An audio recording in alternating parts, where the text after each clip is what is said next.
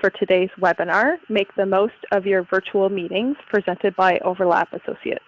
My name is Allison Mitchell, and I'm part of the Greater Kitchener-Waterloo Chamber of Commerce team. Before we start the webinar, there are a few housekeeping items that I'd like to go over. Your microphones should be muted, but if you could please double check that to reduce background noise, we would appreciate it. Please feel free to ask questions throughout the webinar, and you can do so by typing your questions into the questions box in your control panel. Our presenters will be answering your questions after their presentation. After the webinar, you will receive a follow-up email with a link to today's webinar recording. Our presenters today are Sarah Martin and Ryan Voisin from Overlap Associates. Sarah is a senior designer and Ryan is the director of programs. I would now like to invite Sarah and Ryan to begin their presentation. Thanks, Allison, and welcome everyone. Thanks for joining us today. Overlap, we're a human-centered design and engagement firm, and as Allison mentioned, I'm a senior designer. My focus area is in facilitation, and a big part of the work that I do, especially these days, is virtual engagement, meetings, and designing effective meetings. And so I'm excited to share some of the things that I've learned with you over the past few weeks, and hopefully support you too in making your meetings more effective. And my colleague Ryan, I'll ask him to introduce himself. Hello, my name is Ryan Voisin. As Allison mentioned, I'm the Director of Programs at Overlap, and I'll talk a little bit more about our role in a bit. And just before we begin, we wanted to take a moment to ground ourselves by acknowledging that we gather today on the Haldeman Tract, the traditional territory of the neutral Anishinaabe and Haudenosaunee peoples. And as a settler to this land, and during a time of global pandemic, I just want to recognize the privilege that it is to live and work from home on this land. And let me just walk you through what we'll do here together today then. So as we all know, right now is sort of a time of rapid remote work, and our day-to-day has been a little bit disrupted by this way of doing work right now. And it's easy to say sometimes that this is the new normal, but we think it's worth acknowledging that we are in a state of emergency. And so while working from home might be normal in some cases, under the current circumstances, it's a little different and presents different challenges. And so we just think it's worth acknowledging that. And at the same time, I think there's a lot to be gained and a lot of opportunities we have to learn new ways of doing our work that I'm sure will carry beyond this state of emergency as well. And so today we'll start off by just, Ryan's going to share just a little bit more about us at Overlap, and then we'll really dig into our content around effective meetings. And team norms are a big part of our ability to be effective in our work and in our meetings. So we'll talk about that. We'll talk about setting meeting objectives and a format that we like to use at Overlap to do that. We're going to share some concrete examples and an example of a meeting agenda in a way that some tools that you might be able to borrow for setting your own, and then collaborative tools, some of the online platforms that we've found really successful and useful during this time. And as Allison mentioned, we'll finish with a question and answer. So if you have questions throughout, make sure you jot those down. We wanted to start with a quick poll on how productive we're being in virtual meetings. So we'll launch that now and give you a moment. Question's really, how effective are your virtual meetings compared to maybe a few months ago when predominantly our meetings were in person. So we have options like haven't figured virtual out yet, probably a little bit less effective, maybe about the same, or actually right now we're doing better than some of them in person. And feel free to use the chat to send us any other options. I know there's some, it's a bit of a leading question. So leave that question poll open for a little bit longer, and then once most participants have selected an answer, we'll display the results.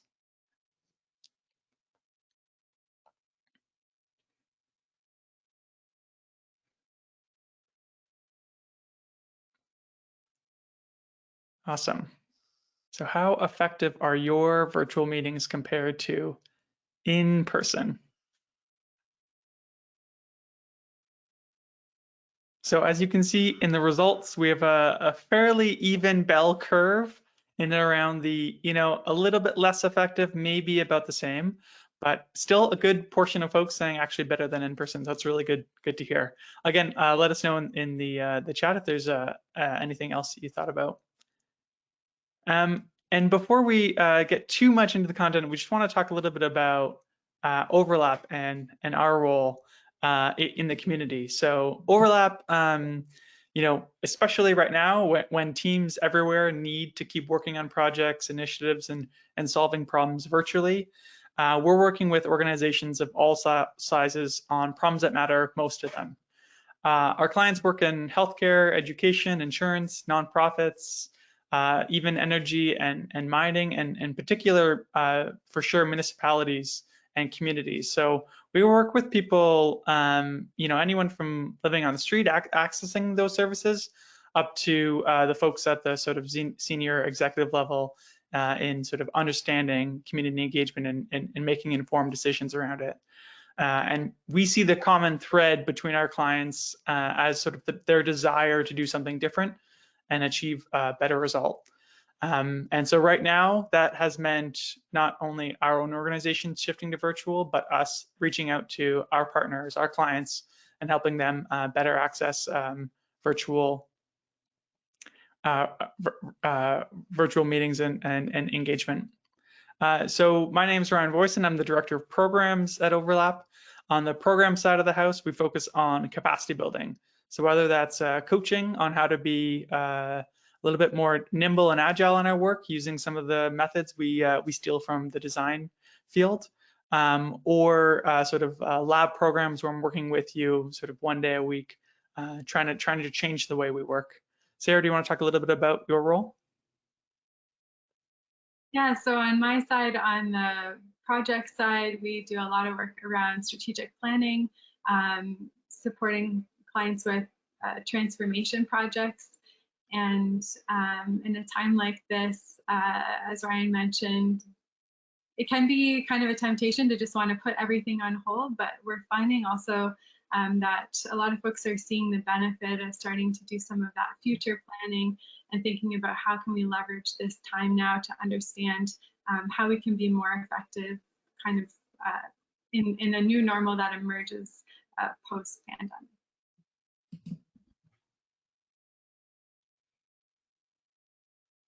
All right, and so digging into team norms here, culture and norms have always played a really important part in the health of our workplaces, but today we think that's more important than ever. And team norms, they're evolving in our new remote workplaces, and we have an opportunity here now to be really intentional about what those look like. And so establishing good team norms is going to be important rather than just kind of letting them emerge. And I think a big part of this is identifying when we need to have a meeting versus when we need to do some asynchronous work, or what communication looks like, or how we collaborate. And so having good team norms in place can help us know when we actually need a meeting to be effective, or when we can be effective in other ways.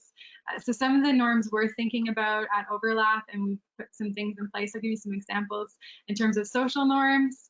Having 5 to 10 minutes at the start of some of our daily meetings or check-in meetings just for social and kind of chit chat and catching up is a good way to kind of replace some of that water cooler chat that maybe doesn't happen as organically now. In terms of communication, we have norms around how we communicate internally versus how we communicate with clients, and using Slack for internal communications and email for client, but Zoom for both. And another big thing we've incorporated is just using our body language more to portray what we're meaning. And so, for instance, when there's 15 of us in a Zoom chat on a daily check-in, when someone shares some great news, we'll applause with the hand signal for applause rather than just kind of all sit there smiling. So it brings some of that like in-person element in a little more, rather than kind of just the awkward silence on the other side of a call. Availability is a great one to have some norms around. So in current context, having flexible hours that work for people who are looking after family and kids, and balancing other priorities, but also just folks who tend to work better at one time of the day or the another, allowing that availability. Also with meetings, trying to condense them, with if they're typically a 30-minute meeting, trying to get it down to 25, or if it would typically be a 60-minute meeting, making that 45 or 50 minutes, giving people that space in between can really help to boost our productivity. And then when it comes to collaboration, we can take, there's many different tools, and we'll get to some of those specifics in a few minutes. But thinking about like what are the things we need to do on the front end or before a meeting or after a meeting to make that time when we're all face to face together even more effective? Is there some work that we can do beforehand rather than saving all the work for during the meeting? And then some norms around independent work, so letting people know when you're heads down working on something. Another thing that we do at Overlap is talk pretty openly about remote work guilt and the need to take breaks. And so what tends to happen when people work from home is that you end up working a lot harder than you might have in the office, just because you're really zeroed in and focused. And sometimes that's because we're trying to overcompensate for this feeling that maybe people think we're not being productive or we're not working, but we actually more often risk burnout. So we're talking about that really openly and developing company-wide kind of norms around how we can support each other in that and make sure people are taking the breaks that they need, and maybe even working a 6-hour day instead of an 8-hour day sometimes, just because you've been maybe more productive in those fewer hours.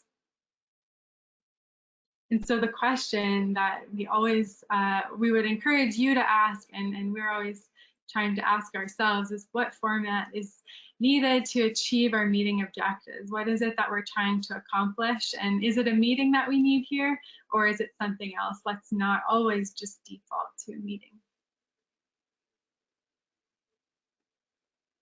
Perfect.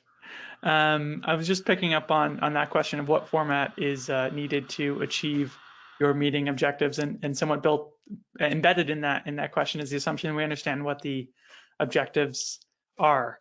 And when I think about a poorly run meeting, a poorly designed meeting, I always feel guilty afterwards for not stepping in and saying, okay, is it clear what our objectives are here?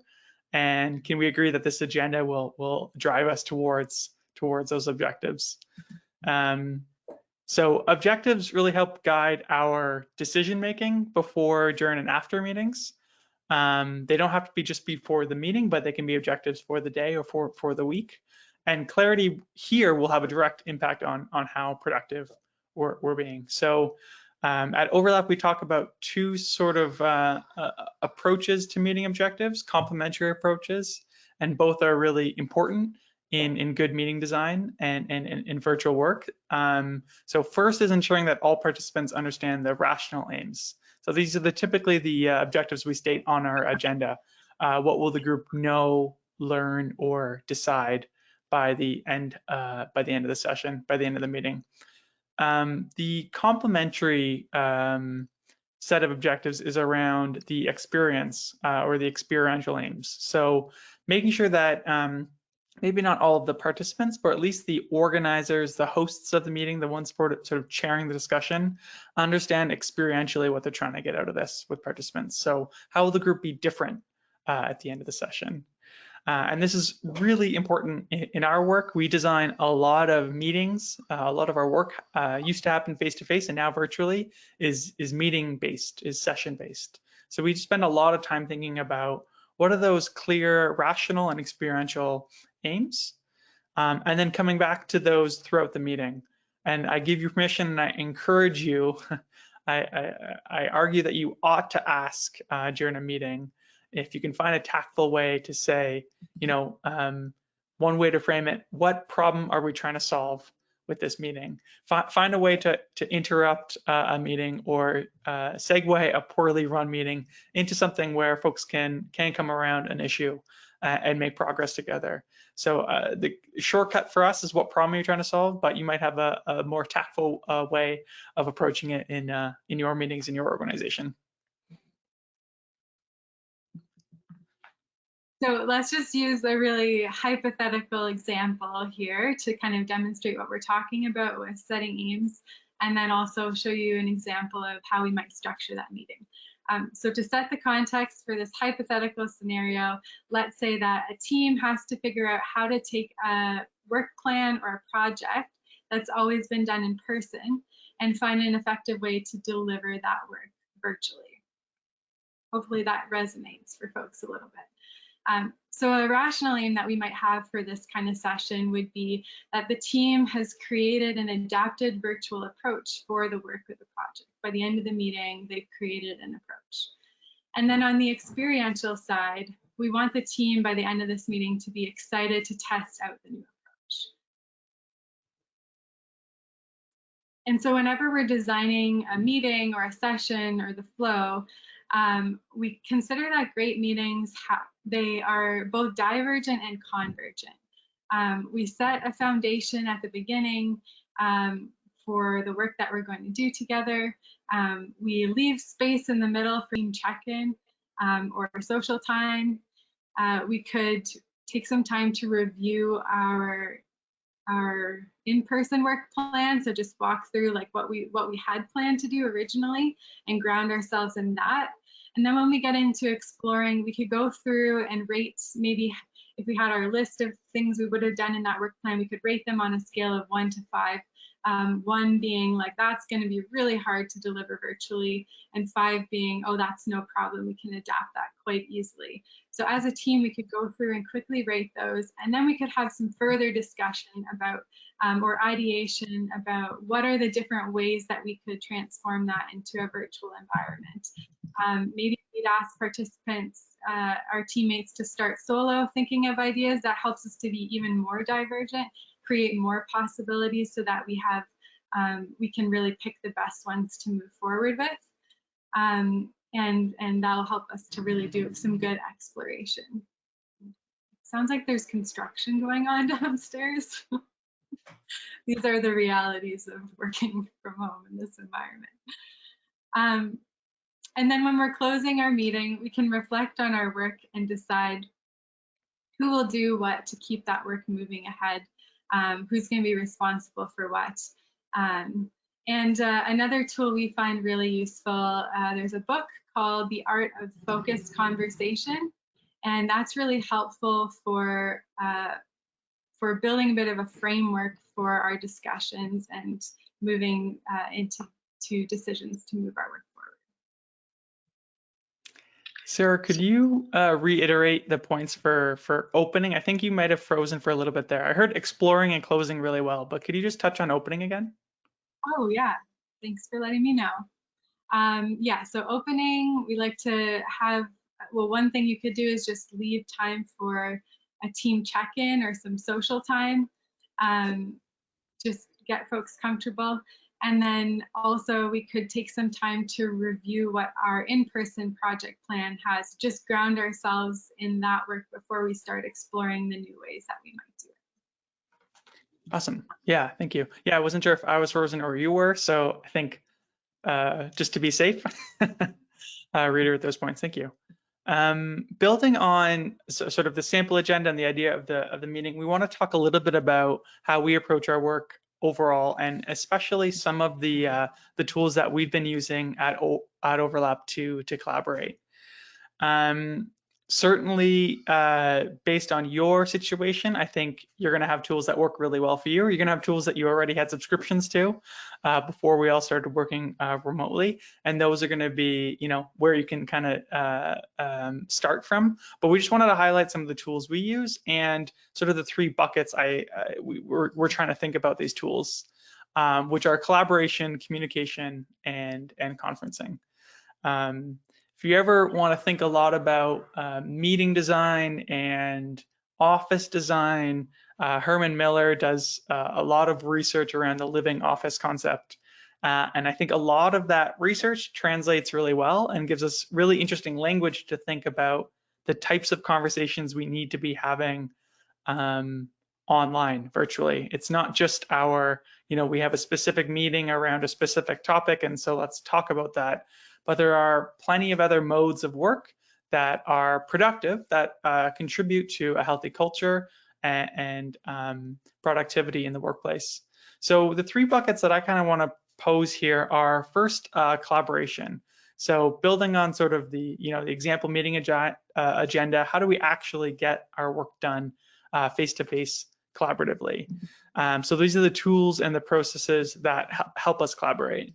At Overlap, we've been using a virtual whiteboard software called Miro for collaborating online. But there's another one called Mural, Jamboard, even just opening up some Google Docs while we're chatting can be really helpful. Collaboration software is really meant for sort of that face-to-face in person, but a lot of these platforms also work asynchronously. So after the fact, folks coming back online and adding a few ideas, after they've had a night to sleep on it, things like that can be really, really helpful. Communication is sort of the next bucket I would think about. And similarly, we're talking about real-time communication and asynchronous communication. So the platforms and norms that help us communicate as an organization. Right now, Overlap is using Slack, which is a topic-based messaging system with instant messaging features.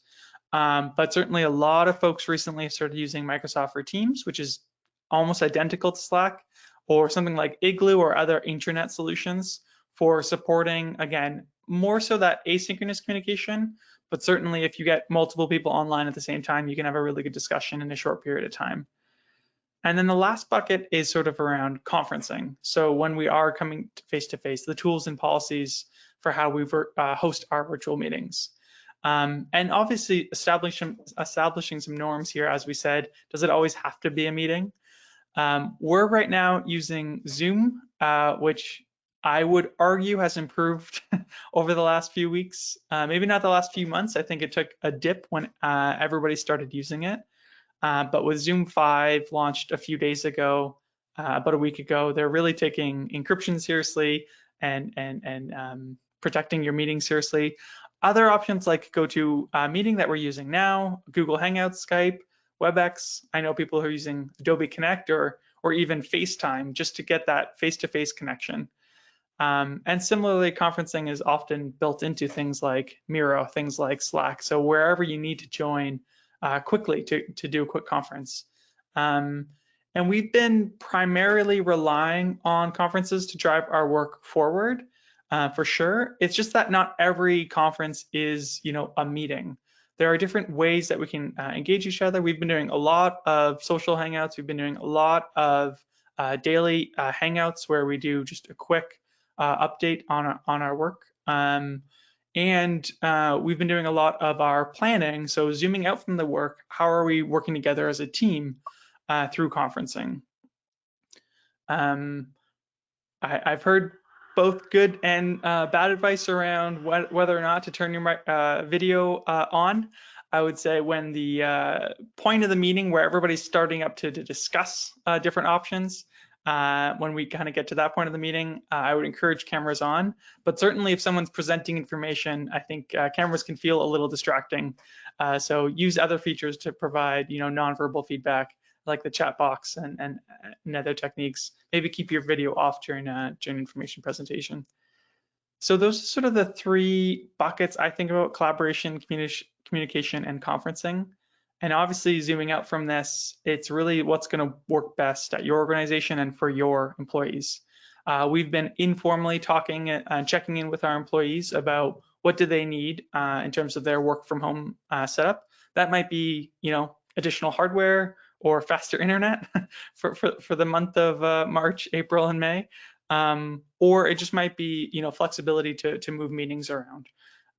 For me personally, external monitor and a USB microphone were the high up on my list so that I'm comfortable while doing my work and also while hosting things like webinars.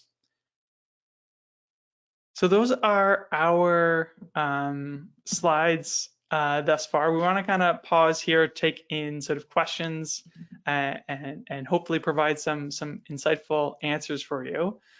So yeah, if was Allison going to hop back on and talk a little bit about how that works again? Yeah. Yeah. So thank you, Ryan and Sarah. So if anybody has any questions, please feel free to type them into the questions box in the control panel. Sarah and Ryan, maybe you could talk a little bit about how to, I mean, when you're having a meeting in general, sometimes it can be tricky to engage everybody in that meeting, but when you're having a remote meeting, that can be even trickier. So what are your tips for making sure that kind of everybody is participating and engaged? Yeah, I think that's a really great question, and something that we're focused on a lot. A lot of the meetings that I facilitate are stakeholder engagement sessions, and so getting that input and having everyone engaged is so important. I think it really starts with having your clear aim, so people know why they're there and they know what you're asking for them to contribute. But then having the session be interactive in a way that people can have a few different options of ways that they can engage. So first, they know why they're there. They know what you're asking for them to contribute. They know maybe that they can use the Zoom chat if they don't want to speak up, and someone will see that and reiterate their points. Another tool that we sometimes use when it's a larger group meeting is Mentimeter, where folks can, it's kind of like that polling software where folks can enter their responses, and then we can see the results on the screen, and we can walk through and read some of them, and then we can ask folks, do you have more that you want to say about that? And so I think first and foremost, though, it's just making sure that people know that their opinions are valued and going to be used, and they understand the purpose of them being in that meeting. Ryan, what would you add? Yeah, I'd probably go back to my last slide around collaboration versus conferencing. So sometimes it is just a quick conference and a quick chat. But if you're trying to drive the work forward, looking at additional software options, even if that is just opening up a shared Word doc or Google Doc that people have access to and can contribute to, and giving people 2 minutes to start solo, get their ideas down, and know that their ideas are out there. Maybe they're not in a good position to contribute to the conversation. Maybe the dogs or the kids are acting up right now. But if they have the multiple ways to contribute and to engage in the conversation, that can be really helpful. Okay, great, thanks. Now, did you say that your team kind of has check-ins, regular check-ins? Yeah, so we've been doing our planning Monday mornings. We all hop on around 10 a.m. and we do a quick reflection on the last week. What went well, what was a little bit hard, what are some obstacles we ran into, things that we learned. And that's really important to our sort of agile culture and learning organization culture. And then we have a discussion about what the plan looks like for the week. And we used to do that department by department, but recently we've been looking at that sort of organization wide. And similarly, whoever's available, we do a quick 15-minute huddle at 9:30 every morning to hop on. Most people are settled in by that point and ready to work for the day. And just talking a little bit about, a classic stand-up huddle is, what did I do yesterday? What am I doing today? And is there anything I need help with? So we try to do that every day. And if you're not able to make every huddle, that's okay. But it really helps with the flow of communication. Yeah, and other colleagues and friends that I've talked to have said it can be hard when working from home to get that kickstart on the day. And so I find that having that touch point with the team early on really helps to have that regular thing that you're always, getting going for. Okay, great. So it sounds like there's not necessarily a structured agenda for the meeting huddles, but everybody knows kind of what you're doing in terms of checking in. Yeah, we've typically been doing like an alphabetical list. All right, everybody, you have less than 60 seconds.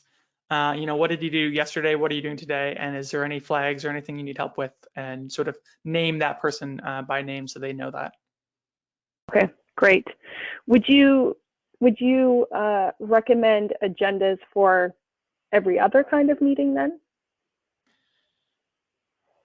Yeah, and I guess we do have an agenda for that check-in, but maybe it's just become so natural part of what we do. And we have our aims for that session that we've all kind of internalized around what the goals are.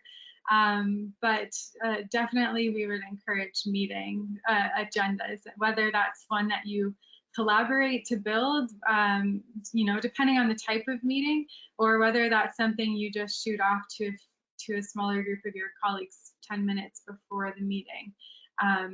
But making sure that you know what your aims are and where you want to be at the end of what do you want to have after that meeting that you don't already have, will really help to make that more effective. Okay, great. Ryan, I just wanted to go back to something that you had said, and it was finding a polite way, I guess, of interrupting to ask kind of what's the problem that we're trying to solve here. So is that something that's embedded in the overlap culture, and that when you bring new people on, you just kind of, you're giving them permission to do that? And how would you go about maybe implementing that where that's not already happening? Yeah, this is definitely going to be based on your organization's culture. Certainly with an agile approach to sort of project management and getting the work done, we really promote flat, self-organizing teams. So kind of getting rid of the hierarchy when we're in the meeting doing the work. So anybody can sort of interrupt and ask that question of, what's the problem we're trying to solve? Certainly hierarchy is helpful for problem solving and traditional problem solving, but when we're dealing with complex adaptive problems, a lot of our work is complicated issues. Having a flat team sort of approach around those meetings is really helpful. So anybody can jump in and say, okay, is it clear to everyone else what the problem is we're trying to solve? And if the answer is yes, and people can articulate it, great. Maybe I was the only one, and maybe I'll be a little more sheepish next time. But often it's the case where people have a bit of disagreement around what that vision for the session is. So just articulating it, clarifying it can be really helpful. Okay, great. Do you have any tips if you're in a meeting and it feels like maybe the meeting's going on a little long, or maybe the point isn't that clear, and perhaps it's going back to that question that you just asked, but maybe a way for gracefully wrapping up a meeting? Yeah, I think that's where it's really helpful to have our aims established and be on the same page about what we want to achieve here. And it sounds obvious, but I've been in many meetings where we've forgotten or others have forgotten to do that. And so when things feel like they're going off track a little bit, it's, what problem are we trying to solve? Or it's, or what are the aims that we were looking to achieve in this meeting? And then where have we gotten on those? What can we still get done in the time that we have left? What might we need to come back to around those aims? So just using those to recenter and reground us can be really helpful. Yeah, I was listening to John Neufeld over lunch, and he said, the middle of the pandemic is not the time to change your culture. And so the middle of a meeting is not the time to let your colleague know that they tend to be verbose and not pay attention to the agenda or other participants' needs around the table. So if you know they're going to be verbose ahead of the meeting, or if you can take them aside after the meeting to say, hey, I really want us next time to really try to stick to this agenda and do some of that one-on-one coaching. Often the middle of the meeting is not the time to sort of to do that, unfortunately. We also encourage group guidelines, especially for larger sessions, but they can be great to come back to as a team if you've kind of created that as just part of your culture. And so a couple of examples of the ones that we have are that no one knows everything, but together we know a lot.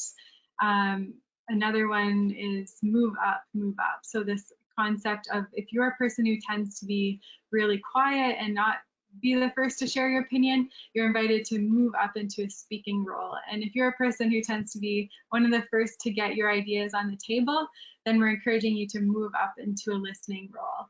And so when we have those guidelines posted as a part of our kind of agenda or opening, then they can also be great ones to point back to. Having a parking lot is also really great when things start going off track. We can say like, okay, is this meeting our objectives, or can we put this in the parking lot and come back to it? We have a bunch of blog posts on our website to do with facilitation, and I know today's focus is a little more on meetings and then facilitation, but facilitation sure can come in handy in meetings. And so feel free to check out some of the blog posts on our website specifically for content and guidance around facilitation. Okay, great, thanks. So another question we have, which of the tools that you mentioned, so Zoom, Skype, etc., have a link for guests to add the invitation into their own calendars, for instance, a Google Calendar? Yeah, I think most of them do. And most of them integrate directly into, for example, a Google Calendar. So if you're using a Google Calendar, it's pretty easy to change your calendar over to a Zoom invite or a Google Hangout invite. Especially in the last couple of years, they've kind of made it very obvious how to add teleconferencing in. And similarly, more so on the sort of the webinar side of things. I've personally used GoToWebinar and Zoom webinar platforms as well as Google Hangouts to have folks register and make sure that it's in their calendar. Although often it's sort of a manual process that kind of requires them to click a button and follow that through. So think about if you could create the calendar invite yourself and then add them to it. So Terminal, a local company at 305 King, downtown Kitchener, just did a webinar or a live sort of stream on mental health in the time of remote work. And in addition to the sort of Eventbrite follow-up emails I got and the reminder emails, I also got a calendar invite from the organizer saying, okay, this is what time it's at. Here's the link you need to jump on when it's time. And here's a little pre-rating around the organizer's bios. Feel free to read that ahead of time. And so sort of instead of putting the emphasis on your participants to follow through and save the date, make sure that you're sort of doing what you can to support them in doing that. Okay, great.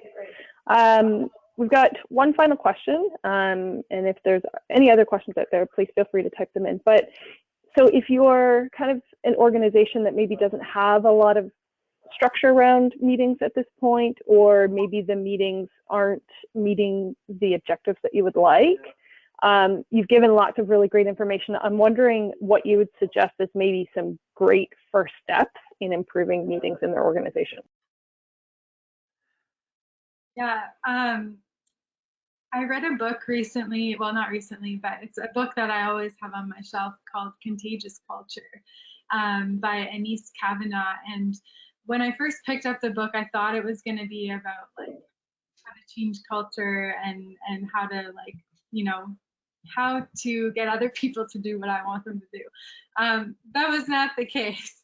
It was all about what I can do and the influence I can have as an individual in shifting culture just by the way I bring myself. And so I think like a really good first step is just thinking about the ways that you personally can bring some more structure to your work or in the meetings that you're in, and starting small. And what I've noticed over my time in organizations is that does naturally just become contagious. People notice like, wow, we got a lot done in that meeting. Like, and they're shocked and then want to know, some of the tricks that you've used to help that to happen. I've seen evidence of that a lot, when one person brings a new format or structure and it starts to catch on just because it's leveling up our work. What about you, Ryan? Yeah, I think the one we typically go back to is this idea of starting solo. Sometimes creatives get a bad rep for being wild and unstructured. And in fact, if we want the most out of meeting participants, a structured way of generating ideas and conversation is far more helpful. And so starting solo is this concept of once you have the focus question down, give everyone 2 minutes to write their own ideas down and have them share from their notes. It's not that that conversation won't lead to interesting places and they can combine and extend on ideas, but certainly giving everyone the confidence to say, okay, these are the 3 ideas I want to share before the conversation can really support extroverts and introverts in contributing to the conversation. Sarah and I were down in New York shockingly recently. February, I think, right? Mid-February, working with some folks that work at the headquarters there for UNICEF, and hearing them on video calls nowadays, talking about, the one thing that has changed their culture, one thing that has changed their meeting structures. Starting solo is the thing that they mentioned the most. So just that idea of, okay, can we just take 2 minutes, and back to hierarchy and how to keep people engaged. Everyone can write down their ideas first and then contribute. You're going to see far greater ideas, far more diversity of ideas, and greater confidence in the folks around the table to engage in the conversation. Okay, great, thank you. Well, those appear to be all the questions that we have. So if there's anything else that you would like to add, please feel free. I'll say we have 2 sort of related webinars coming up. First one is Capacity Canada's tomorrow on governing in uncertain times, probably more appropriate for nonprofit organizations, but if you sit on a board, I think that'll be really helpful conversation. Fred Galloway will kind of lead us through that one. And we're going to do a bit of a follow-up conversation the next day, how your board of directors can continue being productive and proactive. So again, back to sort of governance and decision-making in this time, and that'll be more of a Q&A based Thursday morning. Meeting design, this is a bit of a series for us. So this one around sort of general meeting design, the next one around governing and decision-making. But after that, kind of opening it up, we're really interested in your feedback on what types of meetings do you want to learn more about. So if there is anything we can do to support you during this time, don't hesitate to reach out. Great, thank you so much. Sarah and Ryan, I really want to thank you for joining us today and sharing your expertise and your time with us so that we can, better support the business community during this time. To all of our attendees, like I mentioned, you will receive a follow-up email that will have a link to this recording. And please feel free to visit our website as well for additional upcoming webinars that we have planned. Again, I'd like to thank everybody for joining us, and Sarah and Ryan, thank you so much. Thanks, Allison. For having us. Bye, everyone.